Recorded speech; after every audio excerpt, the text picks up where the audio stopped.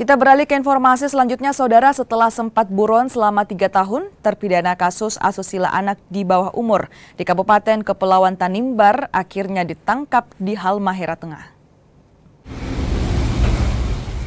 Pelarian Markus Sileti, terpidana kasus asusila anak di bawah umur, akhirnya berakhir. Setelah 3 tahun buron, Markus akhirnya ditangkap tim Kejari Kepulauan Tanimbar, Maluku. Markus ditangkap di lokasi persembunyian di Weda, Halmahera Tengah, Maluku Utara. Markus buron sejak 2021 lalu.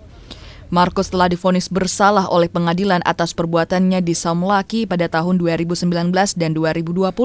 Namun Markus berhasil kabur dan bersembunyi.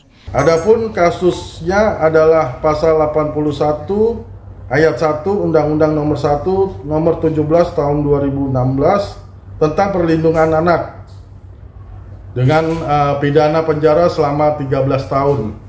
Sementara DPO-nya dari tahun 2021. Jadi baru kami tangkap pada hari ini di tahun 2025 atas pelaksanaan putusan Mahkamah Agung RI. Markus Sileti kini ditahan di Rutan Kelas 2B Weda untuk menjalani hukuman sesuai putusan pengadilan. Tim Liputan Kompas TV, Maluku.